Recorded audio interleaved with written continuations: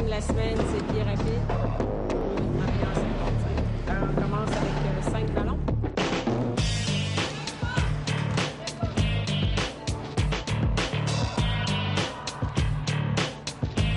Linda Marquis, vous êtes entraîneur pour l'équipe de basketball Rouge et Or, l'équipe féminine, depuis 1985, ce qui fait 25 ans. Auriez-vous pensé, quand vous avez commencé, vous rendre jusque-là?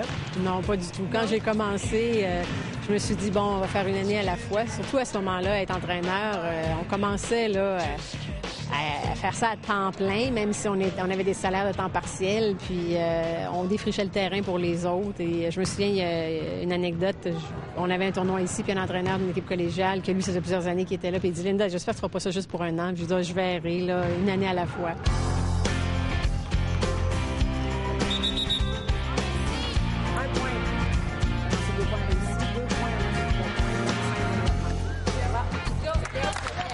Je pense que la première question qu'il faut se poser, c'est pourquoi on devient entraîneur.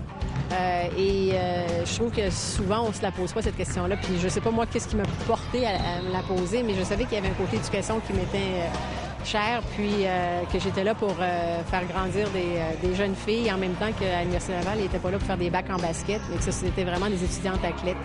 Et comme on est ensemble 7 jours sur 7, puis quand on est dans un gymnase, nous sommes des livres ouverts, autant moi comme entraîneur qu'elle, parce qu'on se défonce, qu'on travaille ensemble, et il n'y a pas de cachette. Et les problèmes personnels, tout le monde en a. Des fois, c'est plus facile de parler à l'entraîneur que parler à ses parents. Puis c'est à nous comme entraîneurs de juger si on a l'expertise pour les aider ou aller chercher les ressources qu'il faut.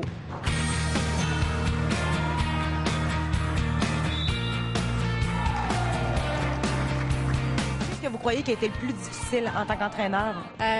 C'est sûr qu'il y a une pression qu'on se met soi-même. C'est parce qu'un entraîneur, souvent, est mesuré par ses victoires-défaites.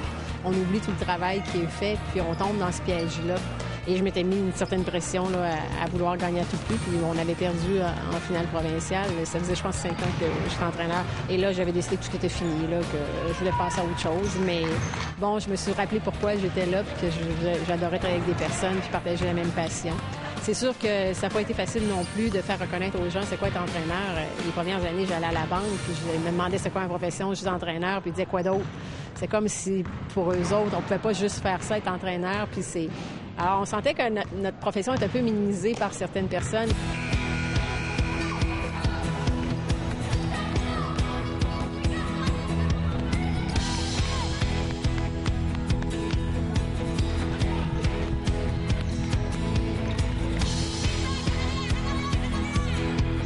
C'est un sport, le basket, puis je m'amuse à dire que c'est cérébral. Pour moi, c'est une partie d'échec. C'est pas juste courir, sauter.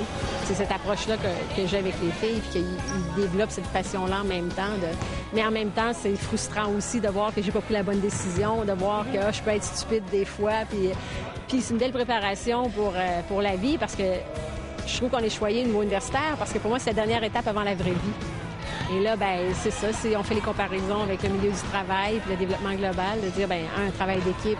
Souvent, dans les bureaux, on a à travailler avec des collègues, il peut y avoir des incompatibilités caractérielles, mais comment on va s'ajuster? C'est d'arriver toujours à avoir des solutions et non seulement des problèmes puis des excuses.